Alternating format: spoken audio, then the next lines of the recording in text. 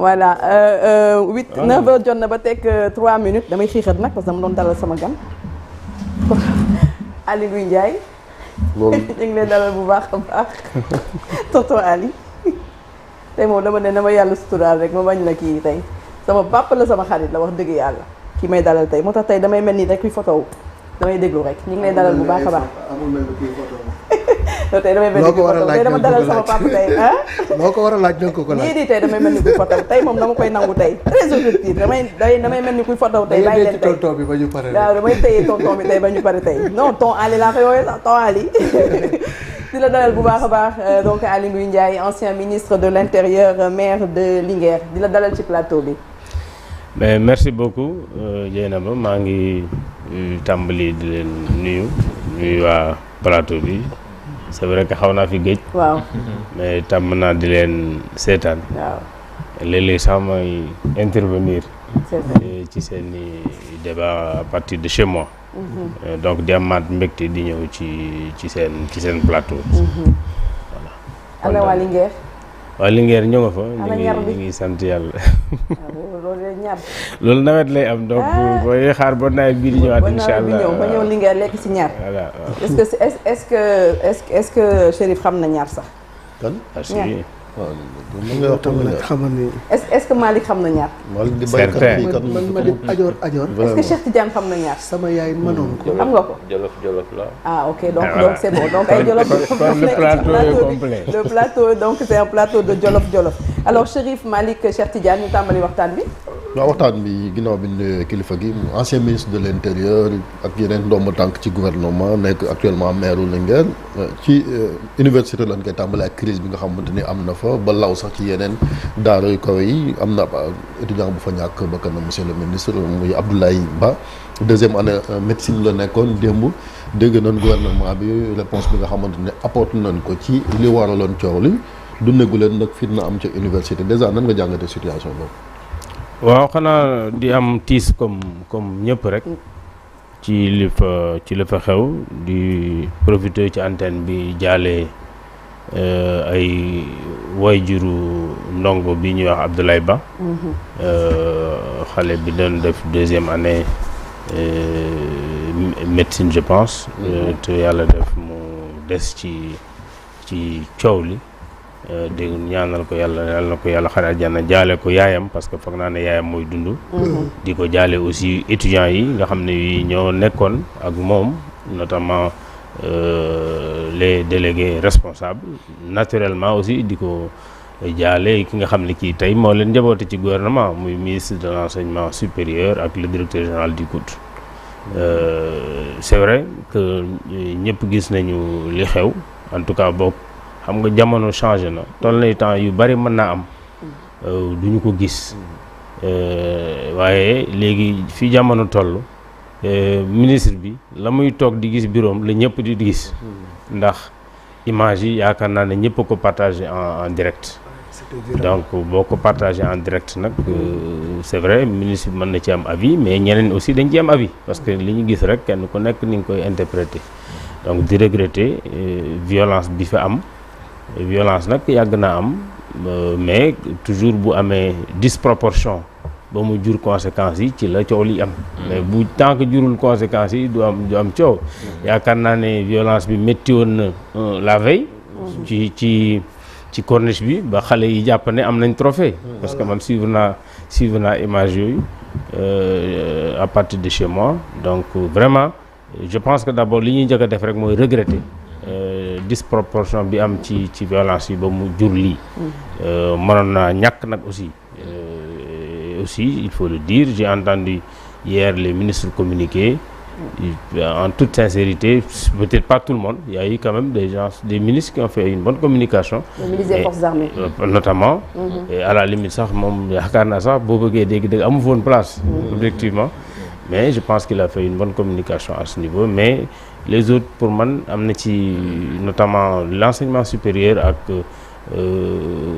le ministre de la sécurité je pense que c'est pas forcément cette communication de crise qu'on attendait d'eux. mais justement yaa ngi wax ni que da ngay nekk ministre de l'intérieur image yi ngay gis ni moom la Sénégalais di gisandoo en même temps mais en tant que ministre de l'intérieur aussi yow di nga am information yoo xamee ni jot nga ko bien avant yëf yi di xew te comme ni ko maître waxee démb que ñoom ils ont eu des informations que il y a des restaurants qui vont être attaqués yooyu est-ce que mën na justifier quelque part li nga xamee ni moom moo xew le lendemain tout juste université en tant que ministre de l'Intérieur bi nga nekkoon est-ce que yaakaar nga ni que c'est comme ça qu'il fallait procéder.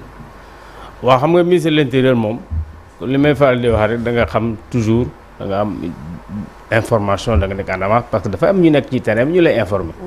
qu'il soit policier ou d'autres kenn ku nekk yaay xool na organiser ses renseignements.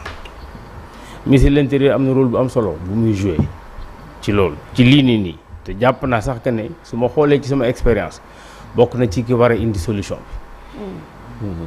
parce que moi j'étais ministre de l'Intérieur en 2017 et 2020. Je me rappelle et certainement ñëpp a ngi fàttaliku en 2018 bi coow li bari 2018 étudiant changement yu am yu bari am ni période boobu la woon.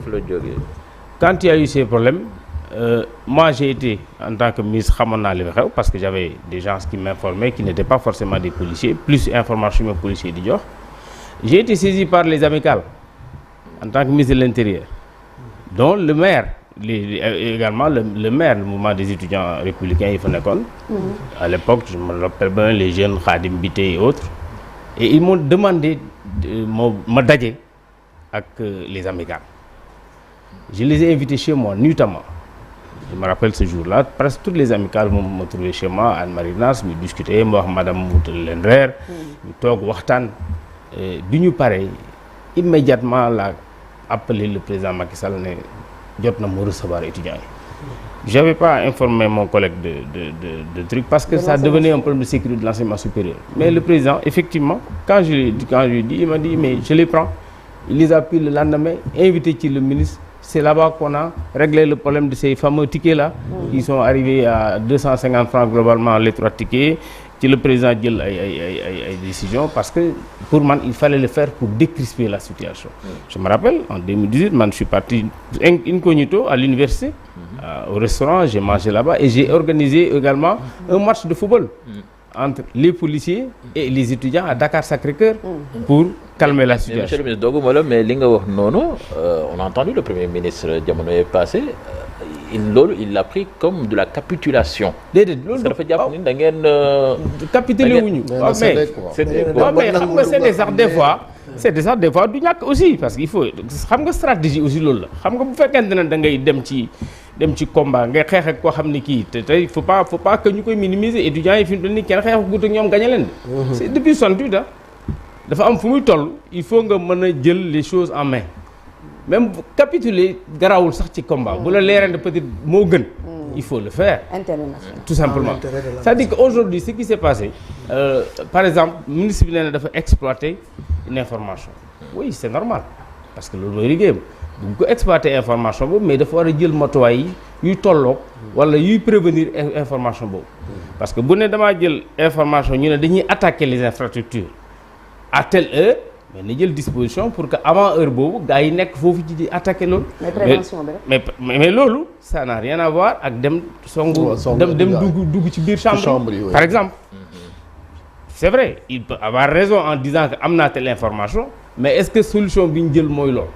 mooy dem ba ci biir étudiants yi moo na yem ci infrastructure yooyu mu wax. xam nga des fois aussi dans ci biir communication bi da ngay sentir que ne quelque part am na contradiction parce que boo ne campus social c'est comme un quartier mais dans un quartier les gens ne rentrent pas pour fouiller inopinément de façon inopinée les chambres non da nga jël nooy maintenir l'ordre donc jël nooy maintenir l'ordre mais du forcément quand c'est disproportionné faw ñu et ci loolu dañuy di sax problème franchise universitaire yi parce que ci yoon recteur bi moo war a normalement saisir leen def réquisition pour police mën a dugg. non foofu aussi. je suis en phase avec le ministre de l'enseignement supérieur. xam nga aussi franchise universitaire décret moo ko organisé. te décret bi li mu organise franchise universitaire campus social bi bokk ci. c'est vrai que la police n'est pas là-bas il faut peut-être regarder aujourd'hui sax xam nga mooy li ma wax rek ñoom nee nañ c'est parce que dañuy jàpp ne campus social c'est comme un quartier.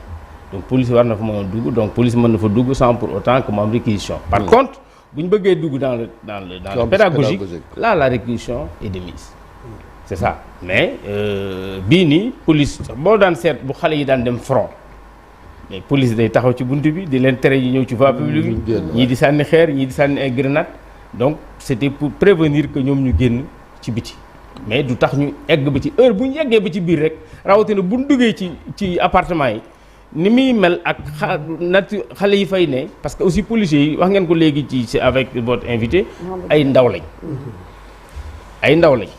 jàpp naa ne soxla nañ aussi à chaque fois bu ñuy def lu ñuy yàpp leen ndaw lañ ñoo xam ne ñenn ñi université jaar nañ fa seeni morom la ñuy jàkkaarloo seeni morom yoo xam ne bu demee ci koñ ba ñooy jàkkaarloo chambrante yëpp da ciy am donc kenn ku ci nekk ay morom nag bu ñuy jàkkaarloo faw kenn ku nekk am koy waxal rawatina ki nga xam ne kii mooy autorité parce que loolu c'est extrêmement important d'abord dans le comme je me rappelle bi ñuy def couvre-feu bi ñu koy def ci Covid bi man j'avais demandé à la police ñun nañ ma dajaleel alkaati ma dem waxtaan ak ñoom parce que je me suis rendu compte que couvre-feu gëj na am Sénégal donc xale yi war dem ci couvre-feu ils n'ont jamais vécu le couvre-feu 88 la woon 88 moi j'étais encore étudiant donc xale yi judduwuñu woon booba le directeur général de la police dajale leen fële ma dem waxtaan ak ñoom ne leen lii bi muy mujj am judduwu leen donc am na comportement bu ñuy xaar ci yéen parce que xamagu leen lii donc ça c'est également c'est tout ça c'est dans la formation c'est dans la formation xale expliquer leen donc jàpp naa ne bon lii am na ministre bi nee na enquête dina ci am gëm naa ne enquête bu ci amee ñu situer les responsabilités jël les dispositions appropriées mais proportionnalité force yi daal baax na ci lu mel nii pour éviter am ay bavures. Revenons-en à la communication parce que dafa am lu am solo ci moment de crise yu mel nii ce qu'on appelle la communication de crise bu amee je pense que wax luy gën a apaiser moom la ñu gën a soxla que di jéem a duut baaraamu tuuma étudiants yi wala di ko jéem a duut même l'opposition est-ce que c'était la posture ou bien le discours adéquat ci situation bi nga xam ni ci lañ toll. non loolu laa wax ne pour man c'est pas am na ci yenn communication yoo xam ni c'était pas le moment. parce que en fait le ministre de l'enseignement supérieur moom d'abord am na benn particularité bu mu am mooy xam na milieu jàngale. c'est un homme du sérail. donc lii dañuy régler problème yii ñuy régler ñoom xamoon nañ dara bettu leen ci. en tant que professeur d'enseignement supérieur donc xamoon na ne moom avant ñu koy tab bi lii nekkoon na comme problème donc problème yi il faut ñu xool de façon sereine naka la ñu koy régler et à mon avis c'est bien possible de le régler je pense c'est bien possible parce que nag je ne trahis pas un secret quand il y a eu moi ces problèmes dafa am ñu ma ci sollicité ne ma may wax ci donc d'anciens délégués yi nga xam ne ñoom aussi ñii ci biir bi xam naa ci dara moi j'ai rencontré les étudiants. tey laa ko doog di wax. parce que même les étudiants je leur avais dit de ne pas dire que je les ai rencontrés. ci problème bii nii. oui. je les ai rencontrés chez moi. je les ai invités ñu ñëw waxtaan pour ma comment parce que aussi problème boo ko bëggee résoudre. faaw nga xam ko. puisque déggoon naa communication gouvernement dégg naa sax communication premier ministre parce que d'ailleurs je les ai rencontrés le lendemain de la sortie du premier ministre. Je les ai rencontrés le 7 décembre regardez les archives regardez xool le premier je pense qu'il en a parlé le 6 décembre. 7 décembre je les ai rencontrés chez moi. décembre 2025 pendant qu'on regardait le budget je les ai rencontrés chez moi. je les ai invités chez moi. bi ñu ñëwee ñu waxtaan pour ma gën a xam ils m'ont expliqué te wax dëgg yàlla étudiants yi ma gisoon. c'est les délégués je les considérais pas peut-être comme les étudiants les plus virulents parce que j'en ai rencontré d'autres. Non, sérieux. Ouais. J'ai rencontré des étudiants que j'ai trouvé responsables. waxtaan bi ñu ma waxee également wax ma ci problème bi jàpp naa ne sama rôle moo doon xool ci li ma ci war a moo def chez moi-même parler avec le ministre de l'enseignement supérieur à l'époque j'avais interpellé également le ministre des finances pour que vraiment ñu waxtaan pour trouver solution parce que nag gëm naa ne solution c'est encore possible. mais ci waxtaan la mën a nekk. parce que problème yi nu mu carabiner nii. bien sûr non avant solution bi ma relance ko parce que li mu wax nii léegi am na solo par rapport ak sortie bi nga xamee ni dem dégg nañ ay ministres yu ko def. délégué yooyu ngay wax ni dañ leen accuser ni que dafa am ay politiciens yu nekk seen ginnaaw di leen xam. waaw mais xam nga wala sax jox leen xaalis ba ñu def lii. booy sax ni dañuy porter loolu d'accord loolu moo tax ma ne ci communication bi xam nga loolu aussi problème bu amee rek bul jéem d'abord un bouc émissaire d'abord da ngay comprendre problème bi lan la xale yi li ñuy kaas qu'il y ait un politicien ou pas derrière eux mais c'est normal ñu kaas parce que danañ am dara boo xëyee ñu xañ la ko quelle que soit la raison mais faw nga xam compte tenu de la sensibilité de la bourse. Faut pas qu'on oublie que ñun su ñaari président de la République. bénéficié ñaari mujj yi ils ont bénéficié de bourse te ñoom ñoo waxal seen bopp. liy njëriñu bourse. c'est vrai président Macky Sall moom mën naa sax yokk sama bopp parce que amoon naa bourse. xam naa ci dara président Macky Sall wax na bourse ba mu ko jotee lan la ca def. président Bassirou Diomaye Faye même chose. kon xam nga bourse bi def na ci lu weesu dem jàngi loolu mooy la même chose qui concerne également les autres élèves xam nga tey ñi ngi wax condition modeste yi xale bi doon dund xale bi gaañ mais nan dem ci Fallou Sène il est presque après dans les mêmes conditions Fallou Sène bi gaañu woon UGB c'était la même condition donc ça veut dire que ñi ciy nekk généralement di ci souffrir c'est des problèmes sociaux yu ñuy dund. c'est ça. donc bourse bi foofu la toll. donc boo ko bëggee xañ. koo xam ni kii jàpp na ne am na ci droit am na noo ko war a c'est nag bu dee wàllu politique rek nañu waxante dëgg.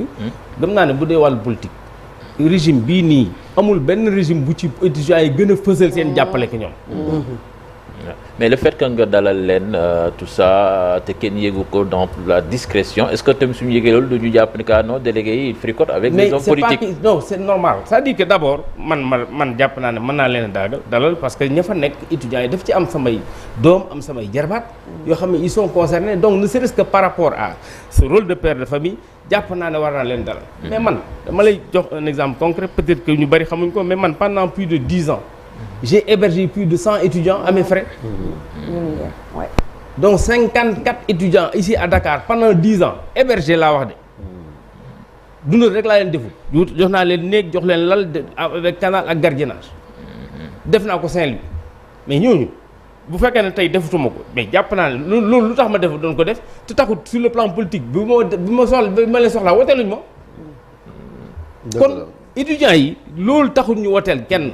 politique bu ci def it mën naa am danga ci def parce que ne ñoom nañu war a jàpp rek ne d'abord bu dee politique ñoom ñoo ko gën a utiliser benn donc ñoom xam nañ peut-être li ñuy wax bu fekkee ne dëgg la li ci des man de en tout cas man xam naa ne jéem ma ci def lenn pour que xale yi jéem a faral wala jéem a man dama jàpp ne dama toll ci war ko def moo tax ma koy def maanaam toll ci boo waxee ñu war laa mën a dégg nga wax ak ñoom war leen mën a déglu yoo xam ñu jàpp ne boo jëlee seen message mais man waxuma def nga ko Casamance ak ci wax naa la ne def naa ko pour étudiants yi mais wax naa la aussi def naa ko ci bi ma waxee étudiants yi wax naa ko autorités yi ñi nga xam ne ñi peut-être accès naa ci ñoom pour wax leen mais jàpp naa ne c'est ça parce que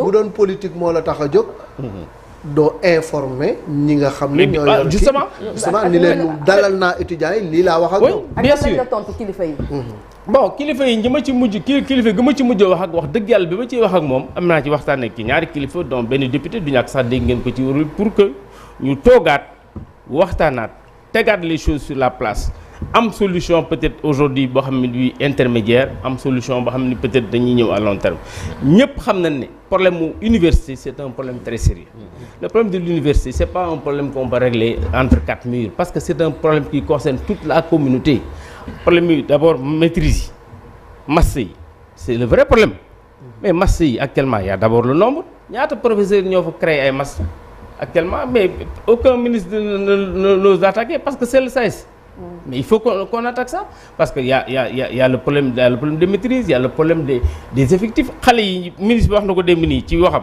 peut-être que les gens n'ont pas fait il faut qu'on regarde il a parlé juste des conséquences mais il n'a pas parlé des causes pourquoi aujourd'hui xale yi nombre bi génn tuuti pourquoi nit di def université 10 ans di yokk toll ci niveau maîtrise pourquoi mais c'est parce que on permet à cet étudiant-là de redoubler plusieurs fois pour être à un niveau de maîtrise donc voilà un peu c'est tout un ensemble de problèmes qu'il faut régler parce que tey pour avoir la licence qui est diplôme sur 3 ans mais tu peux être là-bas légalement pendant 6 ans ñu lay fay bourse alors léegi man ci affaire dañu ñëwaat ci FDS yi parce que vous avez été premier flic comme on dit coow li bëri na parce que maa ngi ko doon wax sànq sax ministre bi ci boppam président bi ay xale faatu fële ci Cambérène dañ ne woon il faut ñu def benn audit ci formation force de défense et de sécurité yi jàpp nga ni loolu mënut a ñàkk. si loolu mënut a ñàkk de bon ki ci mujj lay génn wax na mais waaye loolu aussi d'abord du loo xam ne day am toujours xam nga formation moom dafay évoluer rek toujours donc c'est vrai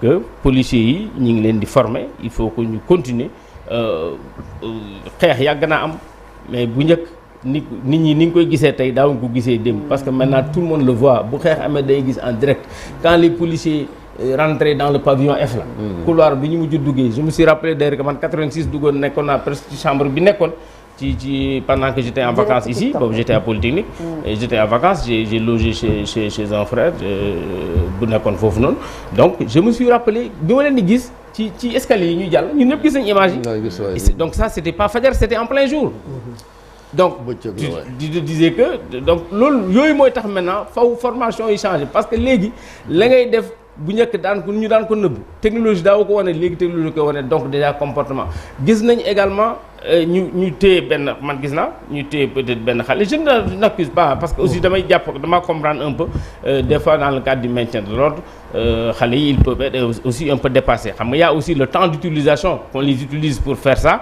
qui dépend de l'effectif parce que bu fekkente ne leen effectif bi ngay utiliser tout le temps peut-être ils peuvent aussi être fatigués à un moment donné nit ki nag bu sonnee li mu jàpp rek mooy voilà donc yooyu yëpp day jouer ci seen comportement sur le terrain formation bi il faut aujourd'hui continuer davantage de formation mu nekk police mu nekk gendarmerie aujourd'hui c'est vrai que la police moo gën a exposé parce que c'est l'université de Dakar en général parce que là c'est le secteur de la police mais gëm naa ne il faut aussi qu'on renforce davantage la formation encore les effectifs aussi parce que on n'est pas en sureffectif au niveau de la police on n'est pas en sureffectif au niveau de la police bu ngeen demoon xool tey du ñàkk ña fa nekk pendant longtemps ñoo fa nekk duñ sax am temps ou peut-être noppalu alors monsieur le ministre vraiment dafa am lu nga xam ne man dama jàpp ni war nañu xool naka la ñuy def ba mu jeex Balla Gaye rey nañ ko sous Ablaye Wade Fallou Sène Bassirou Faye ak ñeneen sous le régime Macky Sall aujourd'hui ñu am Ablaye Ba ci régime Diomaye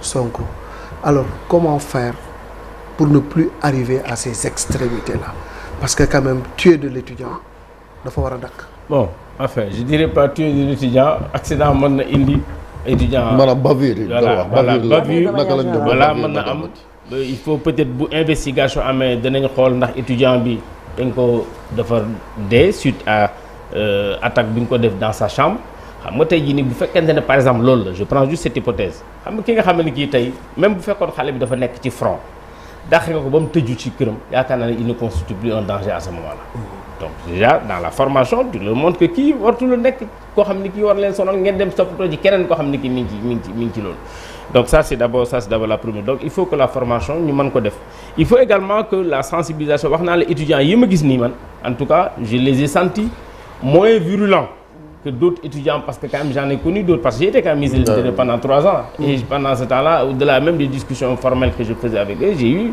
également des rencontres informelles donc gëm naa ne ñoom aussi peut-être faw ñu gën a continuer la sensibilisation pour ñu xam ne bu ñu yàqee d'abord seen alal lañu yàq xam nga lakk gi amoon suite aux événements qu'il y a eu avant l'élection de 2024 mais en vérité qui sont les perdants ñoom ñoo nar a nekk les premiers perdants c'est pas les gens yi jàng ba pare conséquences la ñuy subir bien sûr donc tout ce qu'on est en train de subir c'est les conséquences des événements yi nga xam ne yi ci après Covid bi la plus maintenant les événements de 2021 à 2024 donc yooyu yëpp ñii bi ñuy ñëw donc xamoon nañ ko moo indi perturbation dans le système donc d'abord loo ci mënta def tey première chose il faut qu'on ramène le calendrier universitaire école day xam kañ lay tëj ak kañ lay ubbi démb rek moo ngi ko doon wax fii nii école boo xamul kañ lay tëj xamul kañ lay ubbi affaire di imbriqué affaire di yokkut di gis nga buñ def buñ moytuwul avec gis nga lii di déjà lam nar a yokk mooy day yokkaat ci problème bi nga xam ne moo doon le vrai problème quand les nouvelles autorités venaient d'arriver am na bachelier yoo xam ne duggaguñ suñuy deful ndànk danañ toog ba am ñaari promotion bachelier muy 300 000 bacheliers yoo xam ne danañ am problème pour foofu leen dugal donc li war a def mooy immédiatement parce que le ministre en avait parlé, le ministre de l'enseignement supérieur. Ouais, en 2026 danañ ko. Donc gëm naa ne loolu bu fekkonte ne aussi c'était déjà là gëwmati sax que c'est encore possible. Donc peut-être que il faut ñu toxalaat ko nañ jéem a fexe ba d'ici 2027 2028 que le calendrier revienne à la normale. D'ici là nag ñu jéem a xool xaalis bi ñu ciy dugal bari na bariwul man personnellement sama avis lay jàpp man gëm naa ne bariwul investir 90 milliards sur des bourses sur des étudiants pour man c'est des investissements dans le capital humain. xale yi boo leen di former bul jàpp ne le retour yaa koy am. ñii bu ñu former des étudiants c'est comme tey li ñuy bénéficier ñoom parce que ñi investiroon ci ñoom ils sont plus là. donc li ngay dugal ci étudiant bul jàpp ne charge la man la ma gëm da nga war a jàpp ne investissement. c'est ça. muy 80 milliards 90 milliards muy 100 et quelques milliards pour globalement quand tu prends li ci investir avec Macky Sall ëpp na sax loolu parce que en vérité lii bourse yi rek la ñu wax waxuñu 3FPT la ñuy def. c'est formation ci enseignement supérieur c'est dedans au Sénégal on parle de 280 et quelques mille étudiants globalement loolu te nit ñi xam standard international yi xam nañ ne bariwul. donc buñ ko comparé ay la ñuy def Côte d'Ivoire ak la ñuy def feneen. ñun du suñu problème ñun dañu choisir te ñoom li ñu choisir mooy investir dans le capital humain quand on investit dans le capital humain lépp loo def pour sa enseignement supérieur xarañ amul prix la vérité elle est là. Maintenant désamorcer la crise passe inéluctablement par le dialogue. il faut dialoguer. il faut retourner à la table de négociation et jàpp naa sax nag. mais ñan ñoo parce que fi mu nekk nii dafa mel ni la corde est trop raide. exact foo mu am. ay nit yu nga xam ne ay médiateurs lañu yu fexe ba rapprochement boobu am. jàpp naa ne fii mu toll nii c'est vrai que xam nga médiation wii bu amee comme je l'ai dit en 2018 c'est vrai que ñun si je prends à l'époque 2018 le premier ministre ne s'était pas prononcé mais bii li yokk ci xar mi karaw mooy le premier ministre a été le premier à se prononcer. alors la mu wax moom le ministre enseignement supérieur mais mënut a wax leneen. donc il devait pas se prononcer. ci pour man. ci foofu il devait pas se prononcer mais il l'a déjà fait. aujourd'hui connaissant sa nature et puisque li mu wax gaw ma ne moom dina reculer ci li mu wax. en tout cas mais pour man d'abord même bu ko waree def warta jàpp ne recul la. bañ a rëy. waaw voilà c'est-à-dire qu'il doit su ko mënul nag jàpp naa ne sax objectivement c'est le moment que le président également rentre en jeu. parce que nag c'est lui qui est le patron de tout le monde. c'est lui qui bu ñëpp jaaxlee ci moom la ñu war a dem mu trouver solution. comme j'ai dit biñ ci tollee 2018 à la suite de la rencontre que moi j'ai organisée chez moi en tant que ministre de l'Intérieur c'était le 20 janvier 2018. peut-être que mën nañ ko vérifier mais j'ai demandé au président de les recevoir. les a reçus avec le ministre on a trouvé ensemble une solution ne bon nañ def lii mais nañ continuer lii en attendant. donc mais ñoom jafe-jafe bi ñu am dañuy jàpp ni ñoom yéen a leen ko. yéen héritage la c'est-à-dire yéen bourse yi li ngeen ci def ëpp na ba ñoom attanuñu ko. mais bourse yi déggoo ma ne man li ma jàpp mooy li ñu ciy def doyul. xam nga nag c'est une question d'option. kon lii war nañ ko mën a régler. bien sûr que war nañ ko mën a régler d'autant plus que la solution elle est là mais écoute. li ma lay wax da ngay nangu ne ameel nga leen bor ba pare parce que quand le ministre de l'Intérieur d'accord quand le ministre dit que ameel lu ñu leen arriéré wala ameel lu ñu leen bourse alors que xale yi ci loolu la ñu nekk depuis 9 mois. dama ne même bu wax ji amutoon. waaw jëf ji am na. dama lay jox un cas concret. va regarder budget enseignement supérieur qui a été approuvé officiellement communiqué par le gouvernement. lan la wax nee na. ci buñ ci site bi c'est disponible boo duggee Google rek budget Sénégal buñ paree nga xool nee na dans les œuvres sociales cette année budget bi ñu def nañ ci 135 milliards exactement c'est 134 milliards 700 et quelques millions. ils ont dit que ci loolu ils ont énoncé que année 2025 fay nañ 98 milliards bor 98 milliards bourse donc 90 à l'intérieur 8 à l'extérieur donc ça veut dire quoi. ils ont parlé sur le document bi nga xam ne disponible na wax nañ réforme mais waxuñ ci ampleur réforme. donc ça veut dire que sur les faits dans le budget de 2026 ils ont prévu de l'argent pour l'université. le budget c'est 402 milliards 585 millions. donc 135 milliards œuvre sociale. donc ça veut dire que budget ren bi moom loolu prévoir nañ ko. donc man li ma doon suggérer mooy ñu trouver solution commencer daal continuer li nga xam ne lii moo amoon dans le budget 2026 déjà. maintenant nag qu'il commence les négociations parce que négociations yi du ñu may affaire bourse raw na loolu mais bourse yi moom mooy mais c'est que xaalis boobu noonu fan lañ koy jëlee en fait. non amul problème bu nekkee dañoo ne que on est si quatrième sous-sol un pays à terre fan la ñu jëlee xaalis boobu noonu. fan la ñu jëlee xaalis parce que yéen nee nañ buñ leen xoqatalee rek ngeen nangu ba nangu lu nga xam ni. ba déedéet dama ne man xam nga la may wax des faits ñoom ñoo ne ils font un budget réaliste ñoo ko wax ils font un budget boo xam ne lépp liñ ciy def jàpp nañ ne mën nañ ko je reprends les paroles du premier ministre et du ministre des finances. Tout à fait. Donc budget bi ñu approuvé décembre moom kon mën nañ ko loolu la. kon léegi lu tax surtout que waaw moo tax ma ne gannaaw budget bi ñu approuvé décembre mën nañ ko déjà exécuté. oui suñ ko defee kon problème bourse yi déjà on le règle. maintenant nag ci diggante fii ak booba ñu waxtaan. sur les réformes structurelles bu jaree des réajustements budgétaires ñu entamé ko budget 2027. je gëm naa ne loolu te du c'est pas extraordinaire du waxloo ma leen lu ñu defut waxloo ma leen lu ñu waxut li ñu bind laa wax. li ñu ni mën nañu li ñu ni mën nañu li ñu ne mën nañ ko ñoom ñoo ne mën nañ ko nan ko def bo voilà Chérif Malick Cheikh les dernières questions est-ce que wàllu sécurité publique ba léegi gendarmerie ak police moom mënees na ko fusionné parce que Bamba si junjoon na ko ba mu demee ci institut défense armée bi. bon am na feneen donc war na mën a am fii mais si jour xam nga loolu lépp question d'option la gouvernement mooy xool lan lay opter en matière de sécurité jusqu'à présent Sénégal defuñu ko mais Bamba Cissé bu waxee loolu aussi am na argument yu mu joxe am na ci dëkk yoo xam ne loolu amoon na fa aussi te terewul fonctionnel ça veut dire aussi que c'est possible ici am na dëkk yoo xam ne sax amul gendarmerie loolu mooy réalité aussi donc c'est-à-dire que faut pas que les gens se replient autour de garder benn corps pour wax ne mënu naag munta ne c'est-à-dire que kenn ku ci nekk boo jëlee argument bi tax nga ne parce que Bamba Cissé peut-être en le disant war na mën a wax parce que moom en tant que ministre am na ci parti boo xam ne bii contrôle bi mu jàpp ne moom war na ko ci am peut-être amu ko bu fekkee ne. est-ce que daan am jafe-jafe en tant qu'ancien ministre de l'intérieur jafe-jafe am pour mobiliser. non parce que ministre de l'intérieur texte bi ko organisé daf ko may bu soxlaa gendarmerie immédiatement da koy mobiliser. dina procédure yi dina gaaw je veux dire. mais xam nga comme dépendre ci même ministère. xam nga procédure yi toll léegi même un coup de fil peut mobiliser. c'est l'état alors benn buuñaa rek xam nga du ñu am ku mel ne Aly Ngouille Ndiaye. ku nekk buuñaa waaw benn buuñaa rek. xam naa parce que c'est le ministre moo tax tegoo ñu pression sa nijaay. d'accord donc benn buuñaa rek monsieur le ministre parce que yow ku la xam-xam ne mbay moom sa yëf la da nga koo bëgg. alors campagne arachidière bi. mais avant mbay mi doo bàyyi kon ancien ministre de l'intérieur am na ab question bu ma koy laaj ñëwal foofu parce que am na lu fi coow mooy borom ñaari tur yi. maanaam ci naka la ñuy joxe ministre de l'intérieur dañu dégg ñu ne da ngeen di joxe ay récépissé ay association borom ñaari tur Jamra ko non loolu moo amul non c'est-à-dire que ministre de l'intérieur mooy joxe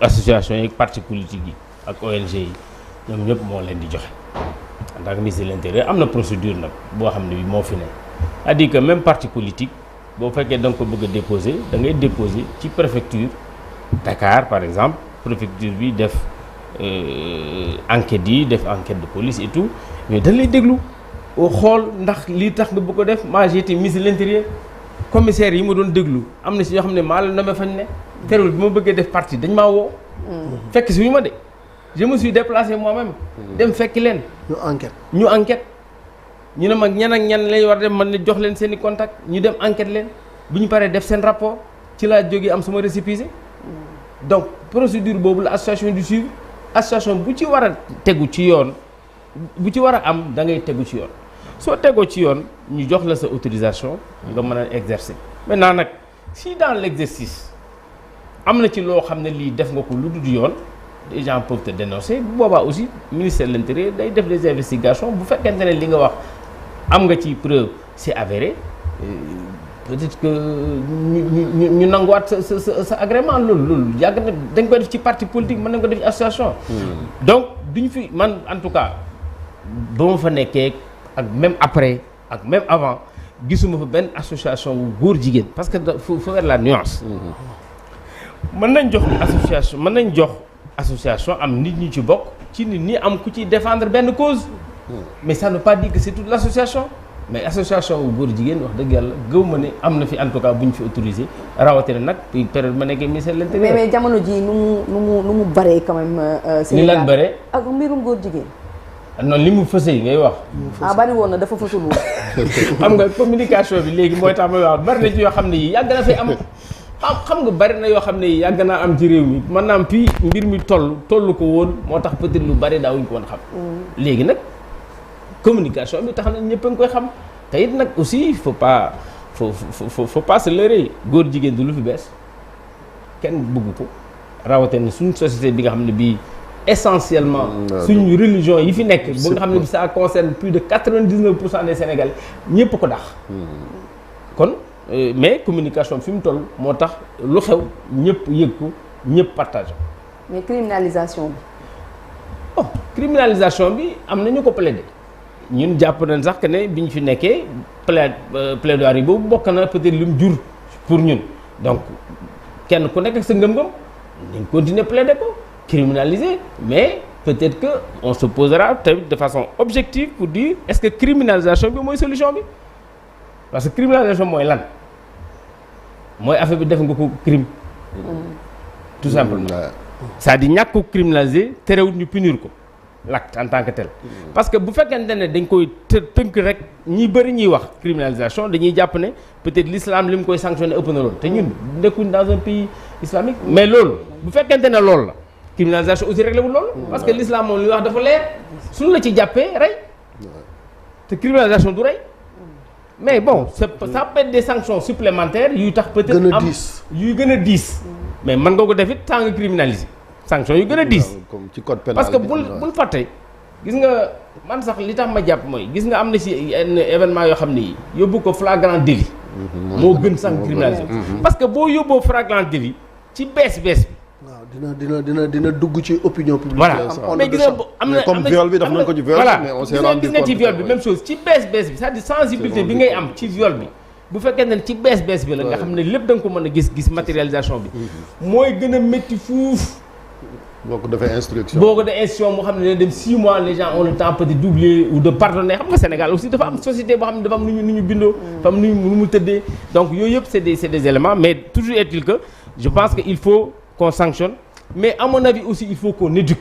C'est ça, éducation bi nañu jàngal suñu xale yi moytu ñu dugg ci lii parce que xale yi ciy dugg nañ dem étudier. gis nga boo xoolee les chiffres sur le sida sur le VIH mais ça te dem nañ seet ko le dernier rapport CNLS.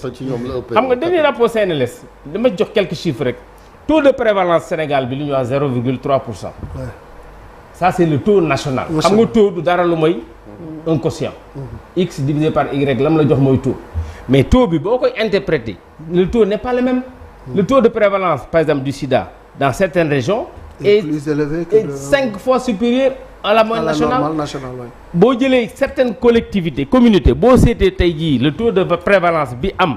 ci góor jigéen ñi ci la ëppee waaye. c'est 27%. maanaam boo jëlee 100 góor jigéen. 27 yi. dañu am nañ VIH. mais boo ko jëlee ci ñi nekk Ndakaaru rek maanaam góor jigéen ñi nekk Ndakaaru c'est 49%. presque la moitié. oui boo jëlee am na 4 ou 5 régions yoo xam ne c'est presque 30 et quelques %. donc voilà donc il faut que ñu xool naka la ñuy def. pour gën a sensibiliser pour xool ñu ci dugg pour gën a faj yooyu yëpp c'est des éléments am na éléments yu am solo yoo xam ne daanoo nga def ci paj bi tey yii nii américains yi presque retiré nañu. quelle est la conséquence. je pense que yooyu mooy enjeu yi ëpp solo nañu éduquer xale yi nañu indi disposition pour jàngoro bi bañ a law ainsi de suite donc y a peut-être beaucoup de choses à faire. merci beaucoup merci donc. Ali campagne arachidière bi rek dernière question mais man je préfère kii bi campagne bi. très rapidement parce que waa régie ñu ngi may def signe que ne que heure bi jot na 9h40. juste rek la gestion de la campagne arachidière ça a été un peu chaotique nga wax ñu ci noo ko. waaw kooku jot naa ci wax sax benn yoon ci je pense que ci benn rajo campagne bi c'est vrai que c'est chaotique parce que aussi nit ki da ngay wax surtout bu fekkee boo waxee ñu déglu da ngay wax li nga xam ne nii ki ñu la déglu sax du la jéppi. c'est-à-dire moo taxawee ne campagne bi baax na sama bokkee baykat yi parce que dama doon bay. ren bay naa Saloum. tool bu yaa. mais effectivement bi ma paree am naa problème pour fu may jaay sama gerte parce que tout simplement heure boobu ma paree benn fu ñuy jaayee ubbiwul parce que ñiy jënd amuñu xaalis te ñiy jënd yàlla def na aussi xamoon naa leen waaye malgré le fait que xam naa leen taxut ñu am xaalis bi ñënd sama gerte. dama mujj obligé jël sama gerte Saalum yóbbu ko ba Daara Jolof jaay ko ci boutique. jaay naa ko moins que. li mu war a jar li mu war a jar parce que il fallait ma jaay ko pour fay samay surga. c'est aussi simple que ça li ma dal moo dal ñëpp. kon tey ñiy jaay ñi doon jaay moins que prix bi c'est parce que amuñu woon leneen waaye ku mën a jënd 200 jaay 250 doo jaay 300. amul loolu dafa am loo xam ne boo ko waxee nit ñi xam ne yenoon na maanaam. li tax nag mënuwuloon parce que jàpp naa ne gerte gi en vérité benn premier ministre moo ko wax de damay koy dëggal li mu wax mooy prix bi mu wax moom moo ne prix politique la. mais prix politique nag disposition politique ngay jël pour régler ko. mu daal di régler. non ma cof ci mu daal di régler kon. solution bi encore ñoom bi ñu defoon du solution. parce que bu ne na Sonacos jënd 500000 tonnes. bi mu koy wax man xamoon naa ne mënut a ne. parce que xam naa ne Sonacos mënut a jënd 500000 tonnes. amul xaalis bi sax mais même. ak logistique amul logistique bi. c'est ça. pour def ko. voilà mais coupe d'Afrique bi nag parce que monsieur le ministre était à temps en toppoon na gars yi ban indi coupe. mais man Linguère tamit il faut ngeen wax non Linguère nan xaar ba Jolof nan xaar bu beneen yoon ñu wax ci actualité nationale Dieynaba beneen yoon nga invité monsieur le dinañ tëjee Linguère.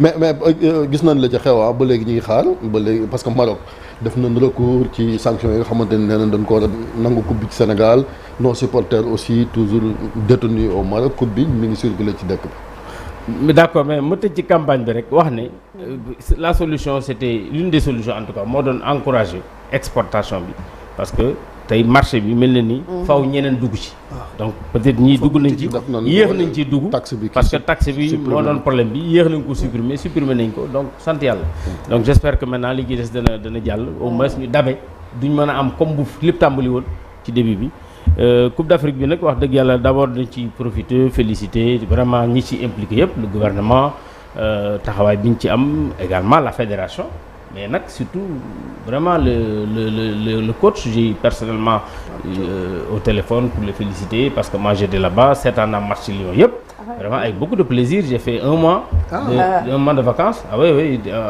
fële pour seetaan j'ai regardé tous les matchs à Tanger Coupe d'Afrique nga nekk donc oui parce que j'étais là-bas la veille le 22 et j'ai quitté le 23 donc doon naa fa voilà un mois plein gëj naa sax tukki lu terminé noonu mais vraiment c'était également un mois où j'ai communié avec les jeunes mais c'était extraordinaire ni xale yi doon supporter te bon le 12e Gaïndé malheureusement li ko ci fekk il y a eu juste cet incident à la fin de la coupe mais c'était vraiment excellent les Marocains ni ñu doon supporter c'était extraordinaire vraiment tous les matchs maanaam ñun ñëpp comme li gaa waa ji reporter boo xam rek ñëpp bëgg nañu coupe d'Afrique bi ñëpp bëgg nañu Sénégal waaye kenn bëgg di dajeek moom parce que ku dajeek moom mu defal la bagage voilà donc vraiment loolu moo tax bi Marocain di wax ma ne man moom bëggoon naa ñu dem final lool waaye tiitoon naa ñu dem contre le Maroc yàlla def na dem nañ contre le Maroc c'est naturel nag du ñu mën a supporter dans le stade nous faisions à peine peut-être est-ce que mat nañ 10% gëm naa ne on devait entre 5 et 6% du stade. une poignée. poignée bala nga xamoon poignée dëgg nga nekk ci tribune yi. bu gaa yi sifflé fi mu doon nii 12e Gaïndé doo ko sax dégg. ñooñu tànne sax waaye doo ñu dégg. mais c'était difficile. mais sant yàlla xale yi wan nañ bravoure wan nañ courage. jël nañ ndam li y a eu des sanctions c'est vrai lu mel ni du ñàkk comme bu affaire amee rek sanctions yi Pape Thiaw sanctionné nañ ko sanctionné nañ Ilimane sanctionné nañ. Je pense au 3e mais bon on a été récompensé par notre 2e étoile vraiment ñu bravo gaynde yi te nag wax leen nañu waajal parce que maintenant ils sont plus que attendus ci mondial waaw man na yàlla def na CHAN demoon na ñu gagné mondial kan nga dem naa kan ñu gagné mondial il faut nga dem waaw léegi nag xam naa ne maa ngi xalaat aussi dem parce que nag pour que ñu gagné am naa yaakaar ne bu ñu demee dinañ ci indi dara. Inch'Allah merci beaucoup merci Aly Ngouille Ndiaye. nekk ancien ministre waaw supporters yi moom supporters yi nañ leen bàyyi xam supporters yi aussi dafa am benn particularité 12e Gaïndé état moo leen yóbbu woon moo leen jëloon en charge donc dem nañ li fa dal na leen dara leen lu muy dallu supporter dégg naa léegi di ngi ci wax bi may ñëw ci yoon bi wax nga dëgg pour man jàpp naa ne mais c'est vrai ñun maîtriser wuñ calendrier wu avocat yi kan la ñuy jeex mais gëm naa ne war nañ mën a négocier boog dans un premier temps bu xale yi mën a am liberté provisoire ñu nekk dans de meilleures conditions. yoo xam ne peut-être dañ ci jàpp. et puis en même temps ñu jéem a régler aussi leurs problèmes parce que y a d'autres problèmes qui sont là. am na ñu doo xam ne dañu bàyyi seen liggéey dem. il faut qu'on regarde parce qu'il faut éviter que ñu ñëwaat. aussi amaat c'est des conséquences. donc tout ça c'est des choses qu'il faut anticiper. pour ñu mën leen a taxaw parce que comprendre naa un peu et puis c'est des jeunes. Moi j'étais avec eux dem naa ci ñoom wax naa certains je les ai vus pendant que j'étais à la CAN certains sont venus à l'hôtel. J'ai pas été à leur hôtel mais j'avais souvent je les suivais vraiment supporté nañ ak Xadar état moo leen yóbbu woon état bi gën a redoubler d'efforts pour que au moins ñu am en attendant ñu leen juger liberté provisoire parce que mën naa am système judiciaire comme suñu bos du lépp rek nga mën voilà. Merci beaucoup Aly Ngouille Ndiaye ancien ministre de l'intérieur maire de Linguère boobu nag moom la ñuy tëjee nag wax dëgg yàlla parce que sama bàjjen mooy seetaante foofu ma ñu daal di nuyu également waa Linguère bu baax a baax tout de suite très rapidement la une de l'Observateur de Record ñëw ak yéen ci météo laataa ñu tëj émission bi.